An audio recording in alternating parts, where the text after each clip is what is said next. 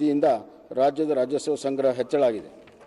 ಆರ್ಥಿಕ ಬೆಳವಣಿಗೆ ಬೇಡಿಕೆ ಹೆಚ್ಚಾದ್ದರಿಂದ ವಾರ್ಷಿಕ GST ಸಂಗ್ರಹ 21-22 ಜನವರಿ ತಿಂಗಳಿಗೆ ಅಂತ್ಯಕ್ಕೆ ಹೋಲಿಸಿದರೆ ಶೇಕಡಾ 26ರಷ್ಟು ಬೆಳವಣಿಗೆ ಆಗಿರುತ್ತದೆ.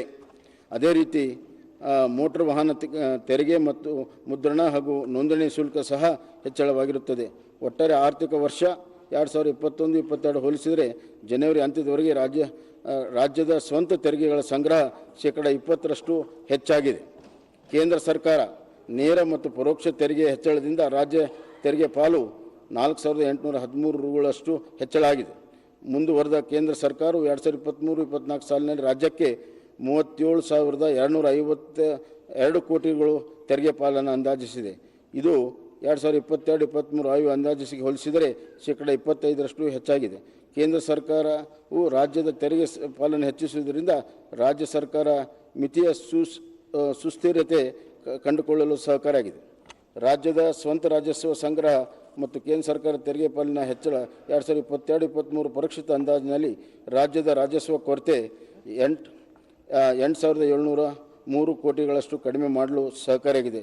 ಇದರೊಂದಿಗೆ ಮಿತಿಯ ಸುಸ್ಥಿರತೆ ನಿಟ್ಟಿನಲ್ಲಿ ಪ್ರಸ್ತುತ ಸಾಲಿನಲ್ಲಿ ಆಯವ್ಯಯದಲ್ಲಿ ಅಂದಾಜಿಸಿದ ಸಾಲವನ್ನು ಪೂರ್ಣ ಪ್ರಮಾಣದಲ್ಲಿ ಪಡೆಯದೆ ನಿಯಂತ್ರಿಸಲಾಗುವುದು.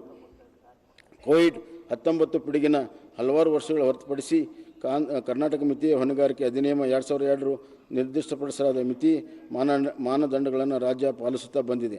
ಆದಾಗ್ಯೂ ಕೋವಿಡ್-19 ಪಿಡುಗಿನಿಂದಾಗಿ ರಾಜ್ಯ ಆರ್ಥಿಕ ಪರಿಸ್ಥಿತಿ ತೀವ್ರವಾಗಿ ಬಾಧಿಸಲ್ಪಟ್ಟಿದ್ದು, ಇದರಿಂದ ಕರ್ನಾಟಕ ಆರ್ಥಿಕ ಹೊಣೆಗಾರಿಕೆ ಅಧಿನಿಯಮ ಮಾನದಂಡಗಳನ್ನು ಪಾಲನೆ ಆಗಿಲ್ಲ.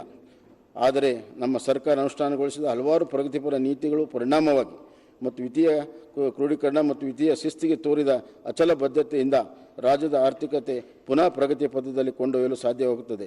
ರಾಜಸ್ವ ಸಂಗ್ರಹ ಇಲಾಖೆ ತೆರಿಗೆ ಸಂಗ್ರಹ ಸಂಪೂರ್ಣ ಸ್ವಾತಂತ್ರ್ಯ ನೀಡಿ ಹಾಗೂ ತೆರಿಗೆ ಸಿಬ್ಬಂದಿಗಳ ನಿರಂತರವಾಗಿ ಪ್ರೋತ್ಸಾಹಿಸಿ ರಾಜ್ಯದ ರಾಜಸ್ವಗಳ ಹೆಚ್ಚಿಸುವಲ್ಲಿ ಯಶಸ್ವಿಯಾಗಿದ್ದೇವೆ.